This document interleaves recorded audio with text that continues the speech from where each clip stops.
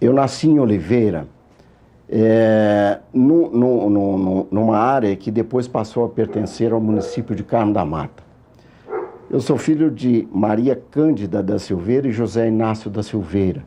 Meu pai é originário de famílias de proprietários rurais, não grandes proprietários rurais, mas médios proprietários rurais.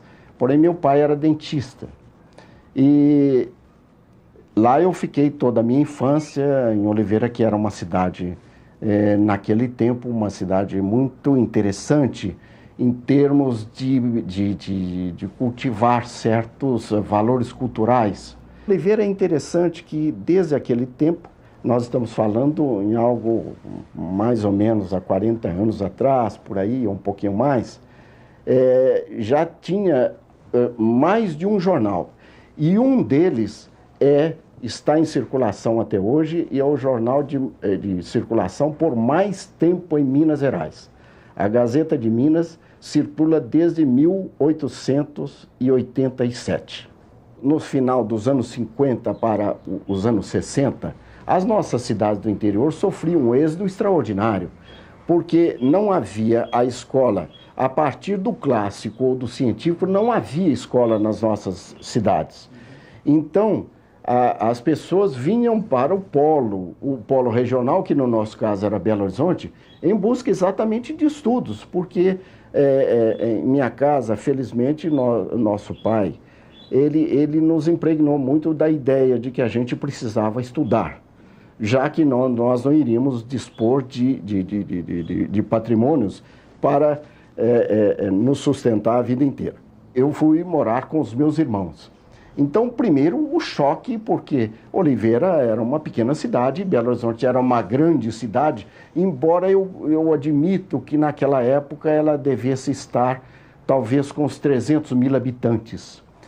E no domingo, por exemplo, que hoje o centro da cidade é um deserto, mas naquele tempo não era.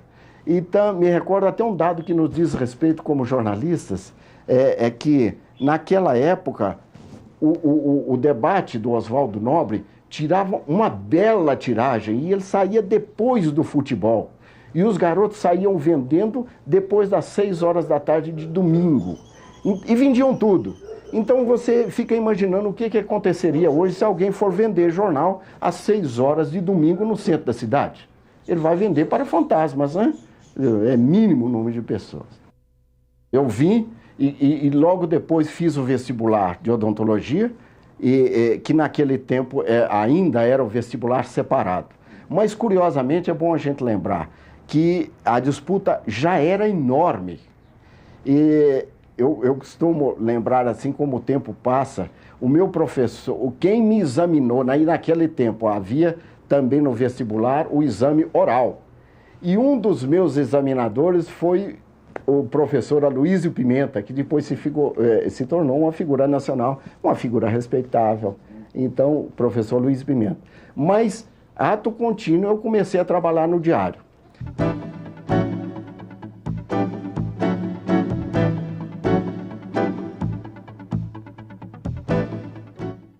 Eu fui para o diário levado por meu irmão que trabalhava no diário, já falecido, Ludigero. Ele trabalhava no diário. Era o jornal católico. O jornal era mantido pela Cúria, mas ele tinha uma certa independência e foi uma experiência, talvez a melhor experiência de jornalismo católico do país. E ele era, embora ele tivesse as limitações de um jornal, que ele não era doutrinário, mas ele tinha uma relação com a fé católica, a orientação católica. Mas ele fez um brilhante jornalismo, especialmente naquele período em que eu cheguei, em que havia figuras extraordinárias lá dentro. Alguns que se projetaram, eu vou citar Milton Amado, que era colega da redação e que ao mesmo tempo foi um dos maiores tradutores da língua inglesa, o Oscar Mendes, que era um extraordinário tradutor de inglês, Edgar da Mata Machado, José Mendonça, que se tornou um pioneiro e se tornou um mestre da minha geração de jornalistas e de todos os jornalistas que passaram pela universidade nos anos posteriores. Pois bem, o jornal tinha, o diário tinha uma enorme importância nesse período, um período que nós tínhamos muitos jornais aqui. Nós tínhamos uma posição boa, o Estado de Minas, que sempre, em termos de vendagem, ele ocupou um espaço muito bom na Rua Goiás. Nós ficávamos subindo a Rua Goitacás no número 76, que o pequeno edifício, se não me engano, de 3 andares, ainda está lá até hoje. O jornal era, para a época, um jornal de grande importância. Não apenas em Minas, gozava de uma enorme credibilidade. Evidentemente, era um jornal feito com muito poucos recursos, o dinheiro sempre curto, não é verdade? O João Etienne Filho. Nessa turma, o João Etienne foi, eu acho que o cargo era secretário da redação ou redator-geral, ou editor-geral, eu não estou tão certo. Era o Mendonça, diretor da redação, e o Etienne era a segunda pessoa. E o Zé Flávio Dias Vieira, já falecido, era o secretário de redação. Mas o Etienne, que era uma figura ímpar, o Etienne era um homem de uma expressão cultural. Ele gostava de esporte, ele fez teatro, ele escreveu, ele fez 1000 coisas, o Etienne. E era uma figura extremamente simpática, era um referencial também nosso, o João Etienne Filho. Vou contar por que eu deixei o diário e deixei juntamente com um amigo fraterno e que faleceu recentemente e que era uma figura referencial no nosso meio, Djalma Alves de Azevedo, e nós deixamos juntos, por uma razão. O dinheiro era curto demais. Nós tínhamos um colega que era o Geraldo Diniz Rezende, que era aqui de Ouro Preto, de Curvelo, que ele era muito irônico. Ele dizia que nós recebíamos indulgências plenárias porque éramos de um jornal católico. Mas a verdade é que atrasava o salário e as coisas foram mudando com o tempo e essas coisas... Eu me casei, não é? Então, já essas coisas passavam a pesar.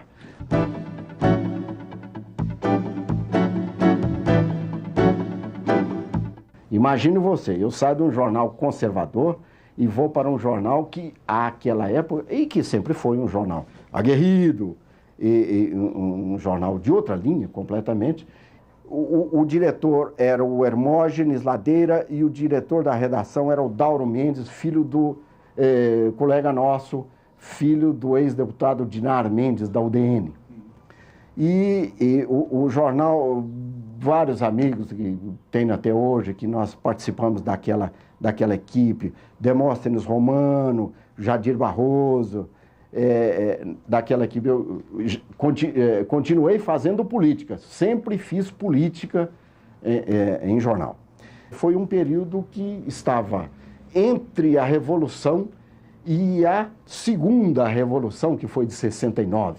Então, nesse período, já era um período um pouco mais turbulento, né? Já começaram aquelas manifestações de rua e coisa. E a turma da Última Hora era uma turma muito participante, que era politicamente engajada, quase todos.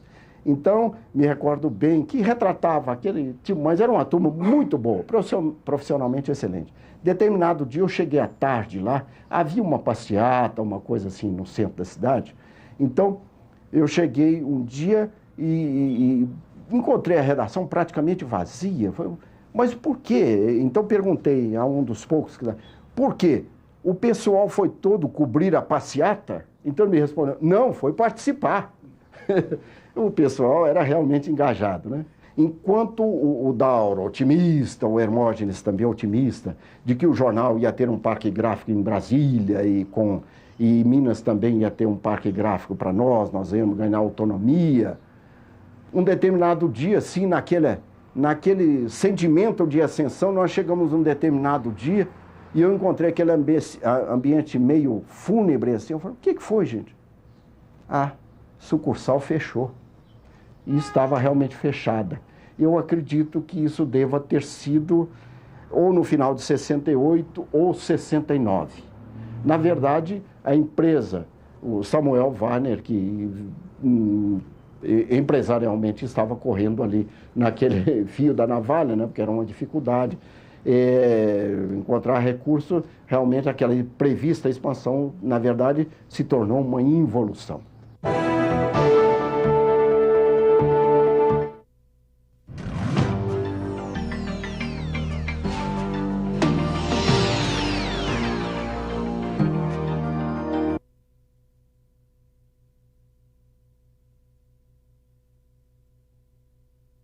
A própria Revolução, a gente pode dizer que ela teve o apoio da Assembleia Legislativa. Que há quem diga que na área política a Revolução foi o deno militarista, mas na verdade ela foi também apoiada pelo PSD, pelo menos o PSD de Minas, e por uma razão, é que havia uma meta que era o Juscelino, a volta do Juscelino ao governo. Então, esse era como se fosse um farol, e na verdade, então todos os partidos apoiaram. Em 64, então, logo depois da Revolução, a Assembleia Legislativa viveu, o que é um fato conhecido, mas que eu estava lá e, portanto, dou meu testemunho, eu vivi o ambiente de um ato de violência institucional, que foi a cassação de 3 deputados por decisão extraparlamentar. Na verdade, é o seguinte, os testemunhos, inclusive dos participantes como parlamentares naquela época, reconhecem, e não haveria como deixar de reconhecer, que eles receberam o que alguns chamam de uma insinuação das forças militares e que eles traduziram como sendo uma ordem, e foi mesmo no sentido de caçar o Zé Gomes Pimenta, o Dazinho, o Clodesmir Riani e o Simval Bambia. Na verdade, os 3 eram simplesmente sindicalistas, né? Eram muito ativos como sindicalistas. A sessão foi secreta, mas o edifício da Assembleia, ali na Rua dos Tamoios, era um edifício que não tinha sido preparado para uma atividade parlamentar, enfim, para ter segredos.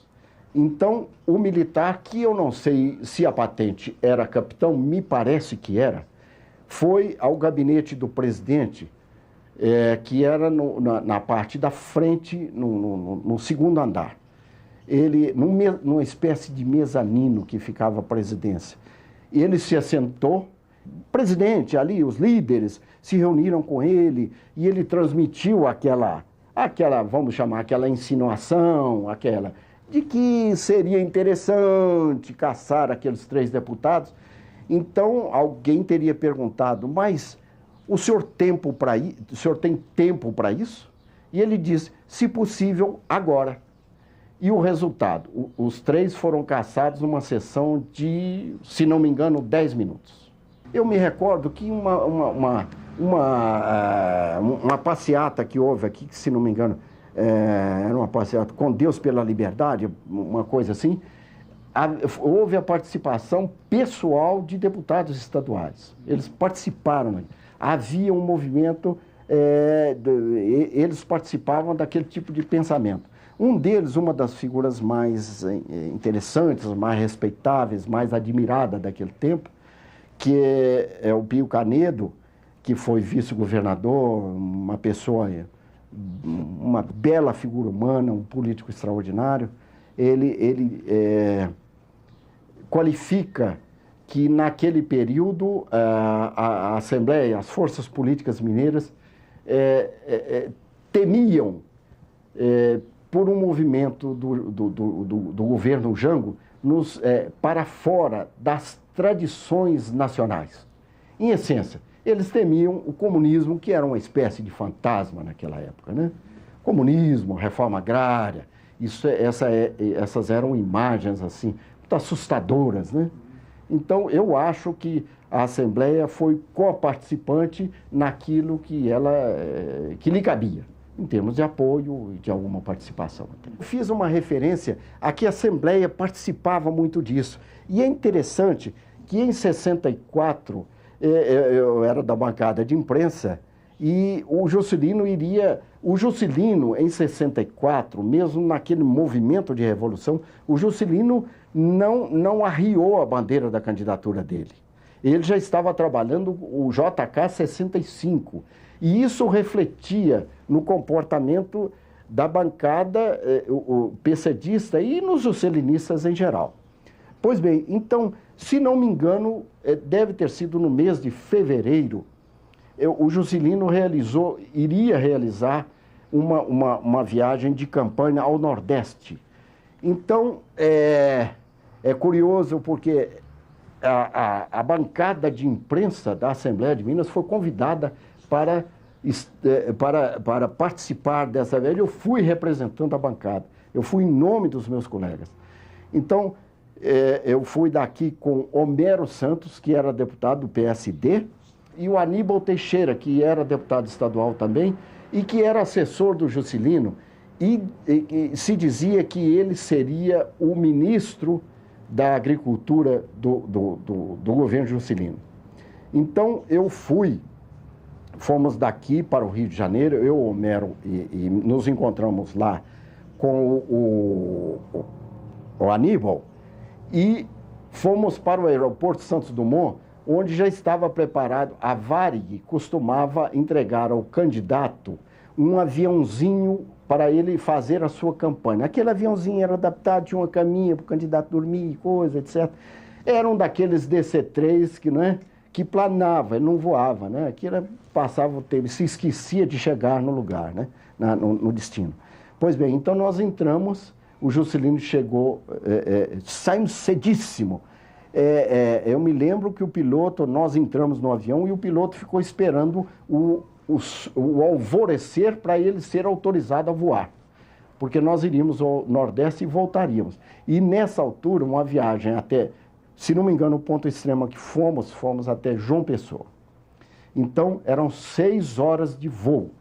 Pois bem, então saímos naquela madrugada, paramos, se não me engano, em Aracaju, ele teve contatos com os políticos, paramos em Recife e finalmente fomos a João Pessoa, em que ele encontrou com, se não me engano, na época era senador Lucena.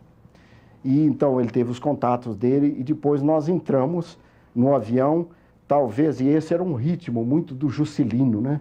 Depois de termos saído talvez às 5 horas da manhã do Rio, e voamos, e talvez 11 horas ou meia-noite nós entramos num aviãozinho de retorno ao Rio, seriam mais 6 horas de viagem.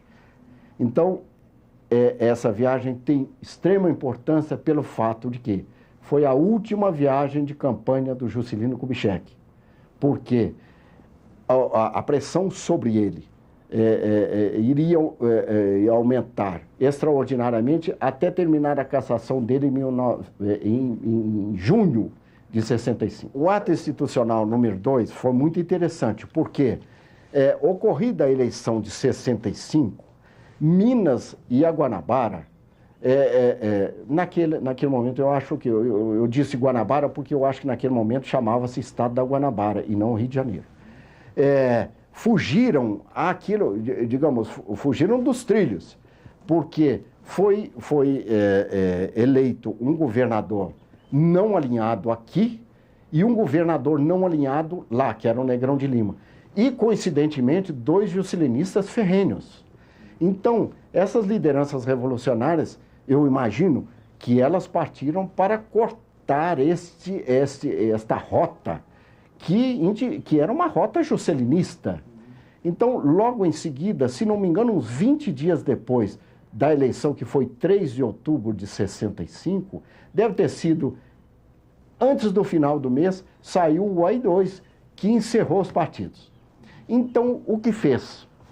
O governo instalou nessa época, foi um trabalho de Golbery, né, aqueles chamados da Sorbonne, né, os pensadores, quiseram fazer aquela ideia. Não, vamos fazer um partido nosso, mas também vamos fazer um partido contra nós. Não vamos fazer um só, vamos fazer o contra nós. Então houve uma divisão e é muito interessante, é mais ou menos assim. É verdade que houve pessoas que passaram para o MDB. Então criaram-se Arena e MDB, os dois partidos. Então, aquela fase do bipartidarismo que começamos.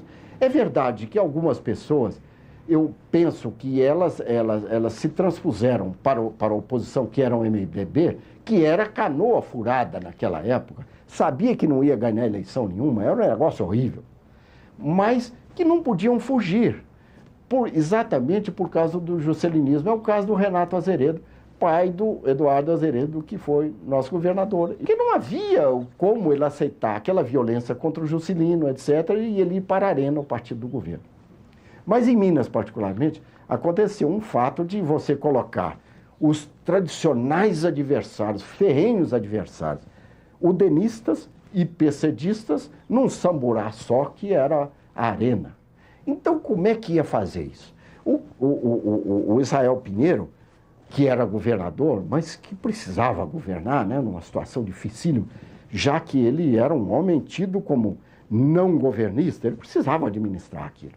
Então, criou-se um estatuto de convivência, que eles chamaram critério de convivência da Arena, e quem administrava esse critério de convivência era o vice-governador, exatamente o Pio Canedo, que era um homem extremamente conciliador, um negociador nato. Então, ele, pelo lado do PSD e do governo, e o Guilherme Machado, que era também um homem ameno, uma figura mais tranquila, que não era... A UDN tinha uns homens muito radicais, o chamado ferrinho de dentista. Não era o caso do Guilherme Machado, que era um homem mais ameno. Então, o Pio era o gestor dos conflitos internos da Arena. E aquilo foi até o final do governo de Israel.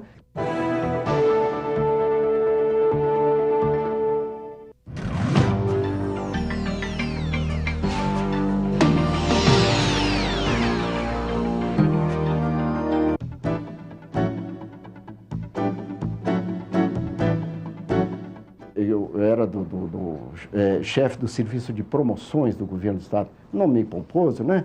Mas era isso. Eu estava quase iniciante, então eu fazia as duas coisas ao mesmo tempo. A gente ia conversar com o governador naqueles momentos, nos intervalos, e até a gente percebia, tenho até retratado uma foto em que eu fazia uma entrevista com ele, e ele... estava até junto com Milton Luca de Paula, também um colega daquele período, e observando a foto, o Israel está com um pequeno papelzinho na mão esquerda. Aquilo era um tique que ele cultivava, porque ele tinha uma história pessoal, que era um homem, um engenheiro de obras, um homem de andar pelos canteiro de obras, etc. E ele não tinha paciência, e isso não é só ele que não tem paciência, de ouvir aquelas audiências longas, aquelas postulações. Então, eu não sei se nessa época ou antes, mas nessa época eu notei isso comum, e muitas vezes eu sempre observava, ele pegava um desses pedacinhos de papel que a gente faz anotações, e ele pegava um pedacinho daquele e começava a enrolar pela ponta até fazer um canudinho. E aquele canudinho, ele ficava brincando com aquele canudinho durante toda a audiência, uma coisa assim. Ele ficava falando, mas com uma das mãos ele ficava passando o tempo. Eu imaginava que ele ficava ali, era uma maneira, uma certa fuga, né, daquelas conversas que às vezes poderiam não ser muito chatas, né? O Israel, que era um homem que tinha uma extraordinária ânsia de fazer as coisas, mas governou num período em que não havia dinheiro, e ele, politicamente, ele era tido como um oposicionista, então ele tinha uma grande angústia, porque ele não podia fazer as coisas, porque não tinha dinheiro, e além disso, de vez em quando alguém batia no ouvido dele que o Israelzinho, filho dele, que era deputado federal, estava na iminência de ser cassado, então aquilo era um sofrimento.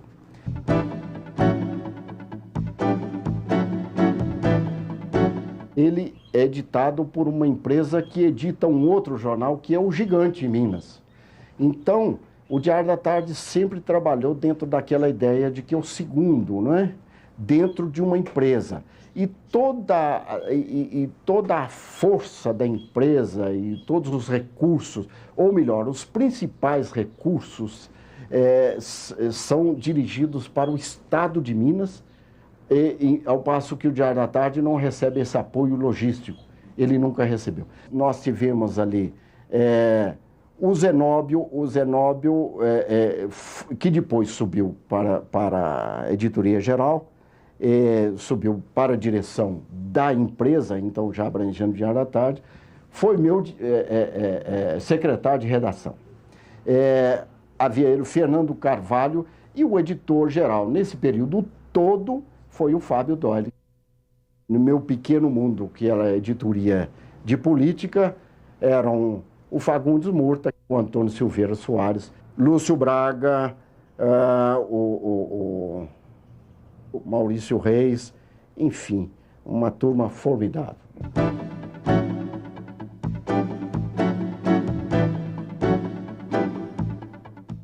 Havia um grande número de jornalistas que trabalhavam em órgãos do governo, mas trabalhávamos, e eu digo por mim que eu trabalhei em órgão do governo, com a maior dignidade profissional, que nunca fizemos uma coisa junto com a outra. Eu era no jornal uma coisa e lá era outra, completamente diferente.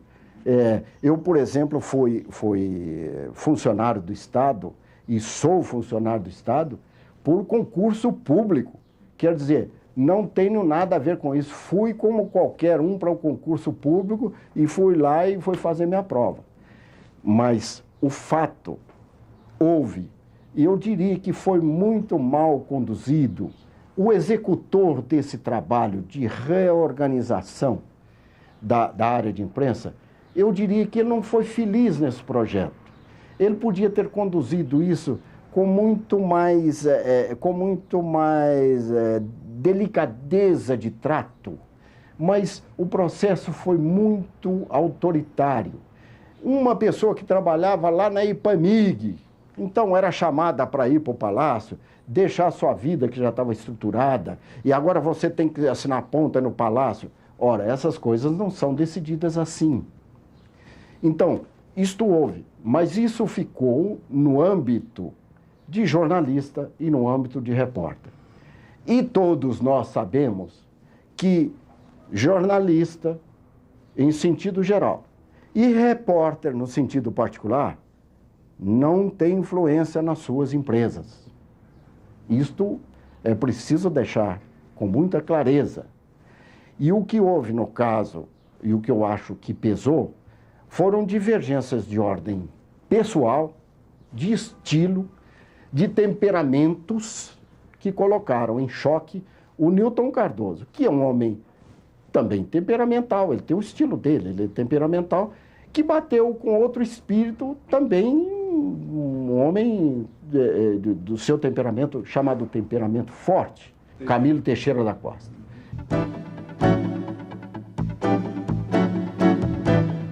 Eu estou falando do ponto de vista de um repórter que fui e de um editor. Então, esse é o ponto de vista de um editor. Eu acho que até o ambiente físico, ele influenciou, ele estabeleceu diferenças, não é influência, estabeleceu diferenças. Ali na rua dos Tamoios, nós tínhamos uma bancada de imprensa dentro do plenário. O deputado passava ao nosso lado, estava a um braço estendido. Nós podíamos quase cumprimentar o deputado na sua bancada, na sua poltrona de frente de nós.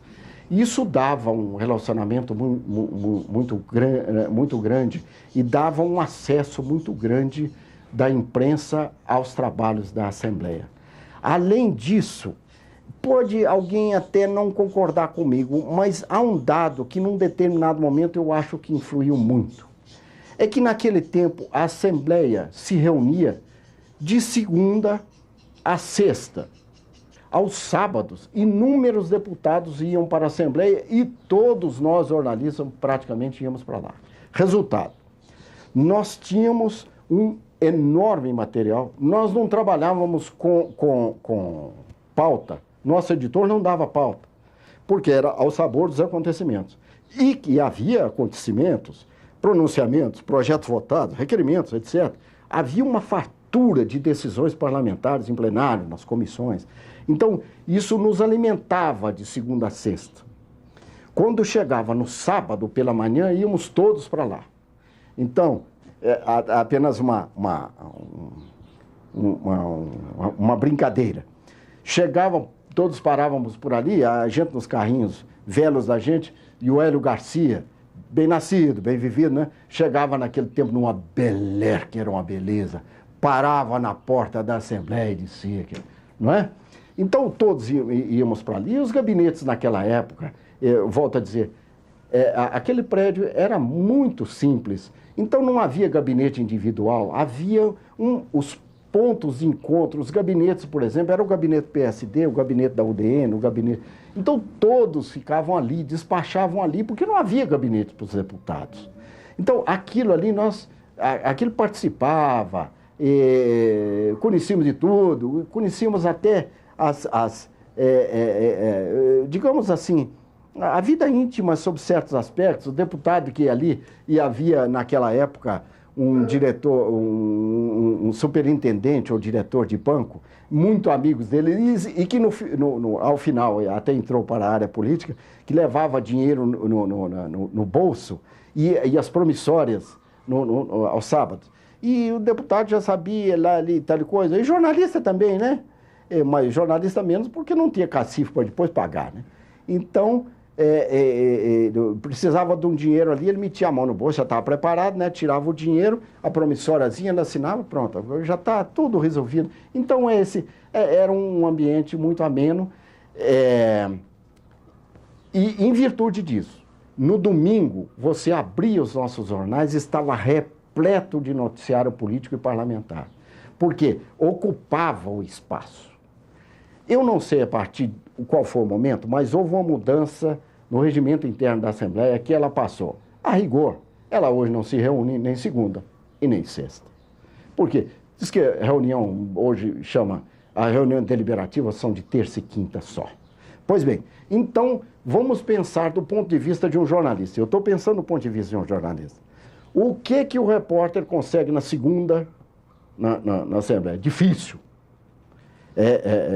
Tirar a minhoca no asfalto, né? Na sexta-feira, idem. No sábado, pior. Então, veja você, do ponto de vista de um editor, então, o editor vai retirando, pouco a pouco, o seu repórter dessa cobertura, porque o jornal vai sair todo dia e ele só tem Assembleia 3 dias por semana, numa semana que para o jornal hoje é uma semana de 7 dias.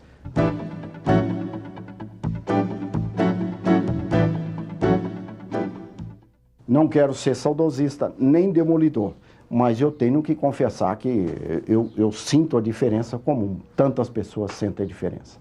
Curiosamente, no período revolucionário, era dito por alguns líderes políticos, muito mais sábios do que nós, naturalmente, de que aquele período estava matando todas as lideranças políticas e matando todas as fontes de geração de novas lideranças. Então, a gente imaginava que naquele tempo que seria muito difícil você fazer um projeto tão longo, tão maquiavélico e tão complexo, mas hoje a gente é capaz de aceitar que muito disso, de fato, se realizou. Então, naquela época, o deputado, eu acho que o jornalista também um pouco, ele entrava na vida pública por uma causa. Ele tinha uma causa. Aquela causa dele era em prol de alguns objetivos, de princípios, de valores do seu meio, do seu grupo partidário, do seu grupo familiar, do seu grupo profissional. Então, ele era portador de uma causa. E ele ia para lá como portador dessa causa. Mas eu acho que mudou no sentido de que Volto um pouquinho atrás. E na busca dessa causa, ele não procurava nenhum retorno de ordem material. Se você relatar, por exemplo, um assunto que se fala demais, da remuneração direta e indireta de deputados. Ora, naquela época, deputado não ganhava coisa alguma se comparada com um profissional, por exemplo. Um profissional liberal bem-sucedido ganhava muito mais do que um deputado. E houve casos, e muitos casos, de deputados que entraram abastados, que se elegeram abastados e que, tendo de se afastar das suas atividades, terminaram como homens comuns em termos financeiros e patrimoniais. A legislação revolucionária tirou todo o poder do parlamentar. Em troca, deu benefícios de ordem material. Resultado, a partir de um certo momento, não é você querer demolir, mas você simplesmente constatar. Você percebe que tantos se aventuram na luta eleitoral em busca de um status financeiro. É meio penoso constatar dentro da sociedade brasileira. Nós perdemos muito o sentido do medo da censura social. Houve tempo dos meus pais, para mim mesmo, durante uma fase da vida, que certas pessoas eram apontadas assim, olha, aquela pessoa não é confiável. Então, isso era uma censura social, que isso marcava a pessoa. E as pessoas honradas, as pessoas se direcionavam no sentido de ter medo desta pecha. Quem ganhasse uma pecha dessa, dificilmente sairia dela para o resto da vida. E eu acho que naquela época o sentido do corporativismo não existia tanto. E hoje a gente percebe que o deslize ético, se ninguém for apanhado com a boca na botija, é até admirado. Lamentavelmente é isso. Então, eu acho que, nesse aspecto, eu acho que o ambiente parlamentar, o ambiente político, lamentavelmente reflete um dado que a gente pode constatar na própria sociedade. A sociedade hoje, ela não exercita, como exercitou em outros tempos, o seu poder de censura, o seu poder de polícia, o seu poder de exigir comportamentos éticos e retos, né?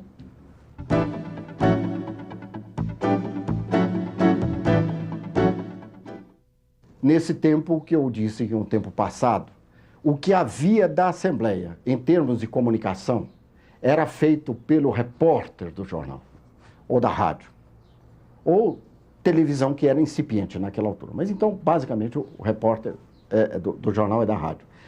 O noticiário era o jornal que o repórter ia lá e colhia dentro da sua visão jornalística. E era um mundo. Agora, passado um momento, a Assembleia de Minas, particularmente, optou pela publicidade. No momento em que ela optou pela publicidade, ela perdeu na cobertura jornalística. Isso, quem fizer, verá com a maior clareza. Ela perdeu na cobertura jornalística. Aquela do repórter que é pautado pelo seu editor, e que acompanha, aquela de interesse jornalístico. Essa foi extremamente reduzida. Pior do que isso, ela sofreu um processo de seletividade, porque ela só aparece hoje pelo lado ruim. Por quê? Dentro do meu ponto de vista, isso se deve, eu não sei a quem, mas alguém colocou essa decisão de que a publicidade é capaz de suprir a comunicação jornalística. Dentro do meu ponto de vista, de jornalista,